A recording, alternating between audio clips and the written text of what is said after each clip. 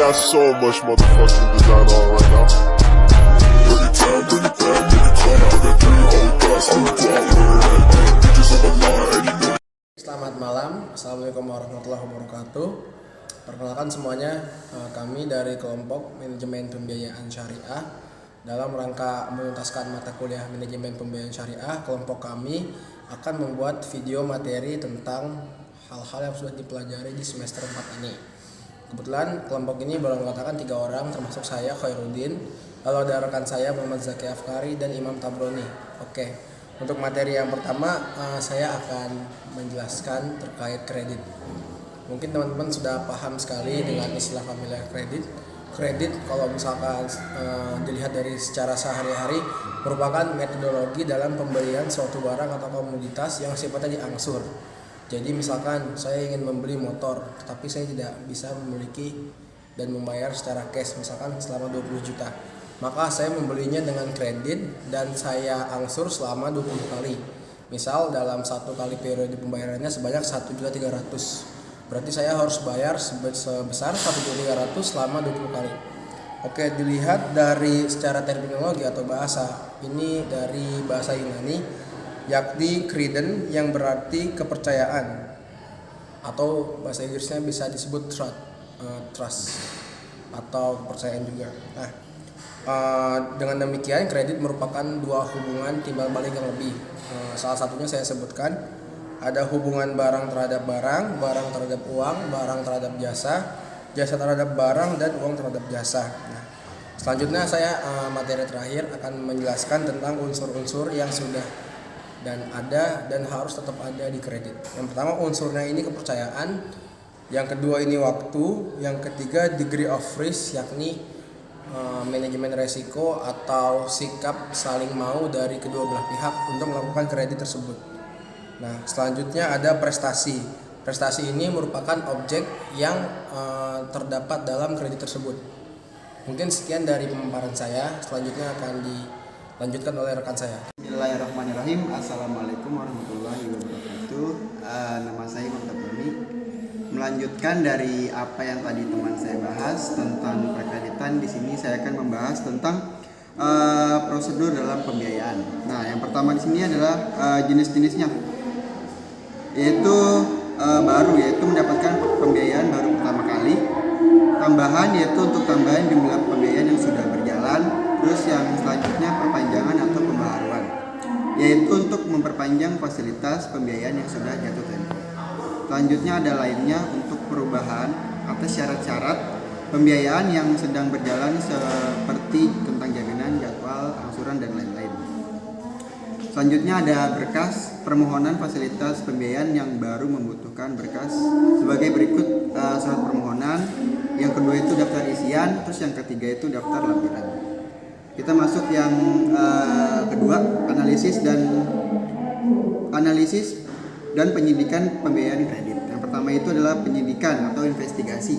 Pembiayaan di sini meliputi tahapan-tahapan. Yang pertama itu wawancara, yang kedua pengumpulan data, yang ketiga itu pemeriksaan kepada daftar hitam Bank Indonesia atau BI checking. Terus yang ketiga itu pemeriksaan atas kebenaran data. Terus selanjutnya itu ada penyusunan hasil dari penyidikan. Terus terakhir itu ada penyidikan pembiayaan. Terus yang selanjutnya itu ada analisis pembiayaan dilakukan dengan tahapan. Pertama itu menguraikan informasi atau data. Terus yang kedua itu menyusun laporan atau analisis. Selanjutnya itu ada analisis pembiayaan dilakukan oleh petugas bank syariah yang disebut analisis pembiayaan. Selanjutnya ada data pokok dan analisis pembiayaan. Yang pertama itu data kualitatif calon nasabah, terus data perusahaan dan pengurus akte perusahaan. Terus yang kedua itu ada data kuantitatif atau calon nasabah. Yang pertama itu adalah realisasi pembiayaan, rencana pembelian, jaminan, laporan keuangan, aktivasi bank berupa rekening giro, penelitian. Penelitian ini ada 2, penelitian kuantitatif dan kualitatif. Yang terakhir itu adalah kapasitas. Sekian dari saya. Terima kasih. Saya izin melanjutkan dari kedua teman saya yang tadi sudah menjelaskan. Di sini saya akan menjelaskan tentang analisis kelayakan pembiayaan metode 5C. Yang pertama itu ada karakter, yang kedua ada capacity, yang ketiga ada kapital, yang keempat kolateral, dan yang terakhir adalah yang kelima condition of economy. Kita bahas dulu yang pertama karakter, yaitu penilaian karakter perlu memperhatikan yang pertama itu riwayat hidup nasabah, legalitas usaha yang dibawa oleh nasabah, terus juga riwayat usaha dan riwayat hubungan dengan bank. Jadi dari karakter itu kita bisa menilai apakah bank ini mempunyai problem ataupun permasalahan di bank-bank lain. Itu dianalisis dalam kelayakan pembiayaan yang pertama. Terus yang kedua ada reputasi dalam memenuhi janji di lingkungan usahanya. Yang ketiga ada ketekunan dan profil kerja. Yang keempat ada akhlak dan nilai integritas. Yang kelima ada kurikulum vitae. Kita lanjut yang kedua capacity, yaitu kemampuan berusaha. Gimana caranya nasabah ini mampu atau tidak untuk ketika dia menerima ataupun ingin mengajukan pembiayaan di lembaga keuangan. Itu yang kedua masuk di capacity, yaitu bergantung pada beberapa berdekatan. Yang pertama pendekatan historis, menilai past performance nasabah. Yang kedua ada pendekatan keuangan, menilai aspek likuiditas, solvabilitas, dan rentabilitas. Yang ketiga ada pendekatan edukasi, menilai latar belakang pendidikan dan keahlian. Jadi ini yang ketiga dari kapasiti kemampuan berusaha itu dilihat dari pendekatan edukasi. Sejauh mana dia mempelajari ketika dia ingin melakukan pembiayaan ataupun ingin membangun sebuah usaha dalam usahanya. Terus yang keempat ada pendekatan yuridis, cakap untuk melakukan pendekatan atau tindakan hukum. Yang kelima pendekatan manajerial, mampu melakukan tindakan manajerial seperti memproduksi atau pemasaran dan keuangan. Terus kita lanjut terus ada yang terakhir dari nomor 2 pendekatan teknikal, yaitu kemampuan mengolah faktor produksi material, tenaga kerja, alat produksi, administrasi dan keuangan dan hubungan industrial. Kita lanjut yang ketiga ke kapital, yaitu kapital gambaran komposisi modal sendiri dibandingkan modal pinjaman untuk mendanai perusahaan. Yang kedua yaitu modal berfungsi untuk menahan dan menyerap kerugian usaha perusahaan. Kita masuk yang keempat ke kolateral. Hal yang harus dinilai terkait jaminan dari kolateral ini. Yang pertama itu ada collateral valuation, ketepatan nilai jaminan. Yang kedua ada liquidity, proses liquidity cepat atau lambat. Yang ketiga depreciability, penyusutan atau kadar jaminan.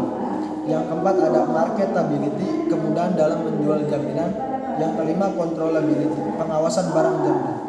Lanjut kita masuk ke tahap kelima terakhir dari 5C ini, condition of economy, yaitu terkait faktor lingkungan eksternal perusahaan.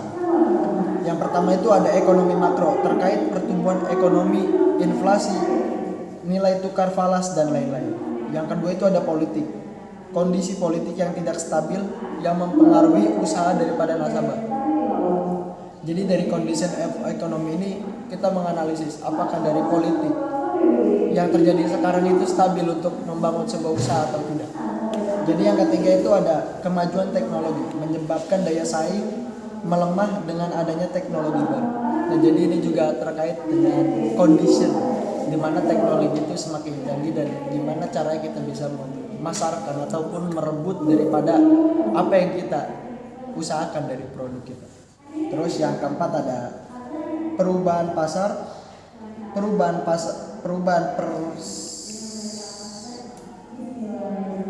persaingan pasar dengan adanya perubahan selera dan gaya hidup konsumen. Yang keempat perkembangan industri dengan adanya pemain baru, new entry, yang mempengaruhi kondisi industri yang berjalan. Dan yang terakhir yang kelima kebijakan pemerintah. Jadi kebijakan baru dapat berefek positif atau negatif kepada usaha nasabah yang berjalan. Jadi dari condition of economy, kebijakan dari pemerintah juga mempengaruhi. Jadi di situ dari 5 itu tadi kita menganalisis apakah nasabah ini baik untuk dibiayai atau tidak. Jadi di situ ada tahapan-tahapan untuk gimana caranya nasabah ini bisa untuk kelayakan diberikan pembiayaan oleh pihak lembaga keuangan.